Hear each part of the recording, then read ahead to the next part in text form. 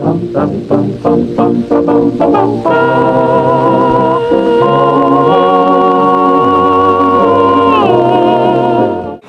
kasabihan nga, ang alak nilalagay sa sikmura, hindi sa utak. Tama. Pero bakit sa araw-araw na lang na ginawa ng Diyos, parati tayong nakakita ng ganito? Habang nagdiriwang tungga. Kaya nga, totoo nga. Ako kung gano'n, ay kung ako lasing, ko hindi na tayo. May isa rin kasabihan, magbiro ka na sa lasing, wag lang sa lasing na lasing. Ako ba sinasabi mo? Ha? Lasing pa ako? Hoy! Ha? Ano? Yan ang Ano yan? Ano kayo? Ha? Lasenggo nga ba tayo mga Pinoy? Ayon sa Food and Agriculture Organization ng United Nations, ito daw ang istatistika ng pag-inom ng mga Pinoy nitong mga nakaraang taon. Etong tanong, talaga nga bang salot sa lipunan ang alak? Paglasing ka nga raw, wala ka sa sarili. Kaya nga naman pinagbawal ito sa ilang kultura at relihiyon gaya na lang ng Islam.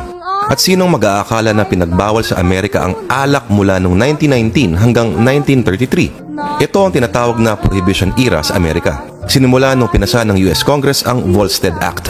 Kumonti ang mga manginginom, pero nagsulputan naman ang mga gangster na sila namang nanguna sa iligal na pagbibenta ng mga alak.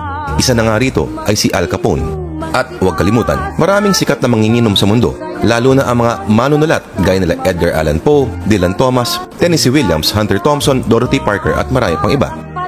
Alam nating maraming klaseng manginginom sa mundo. May ganito, merong ganyan. Ako pa. Yan si Angke, mahal ko yan. Ako pa, ha?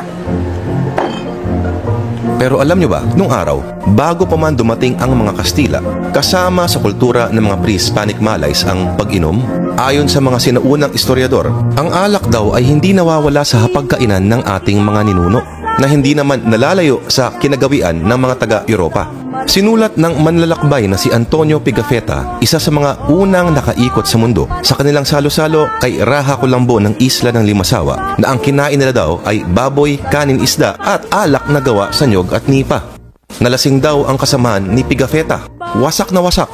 Ayon naman kay Nick Joaquin na isa ring manginginom na wala ang kaugalian nating tsumibog habang tumutoma sa sumunod na 300 years. Sabi niya, kaya daw nawala ang kakayahan nating mga Pinoy na masanay sa alak at kaya raw ang dali nating malasing. Sinulat niya, we have lost not only the custom of wine at meals but also our ability to hold our liquor, which may be a natural consequence. Teka, anong buwan na ngayon? Shh! Huy! Anong buwan na ngayon? Mayo. Mahigit isang taon na pala mula nung huling eleksyon. Excited tayong lahat nung may nanalo. Akala natin malaking pagbabago. Yun pala, wala rin. Nakakasama ng loob. Mabuti pa, uminom na lang tayo. Sige tatang, banatan mo. Mag-inuman kita sa gitna ng saya hanggang sa malasing ang ating kaluluwa.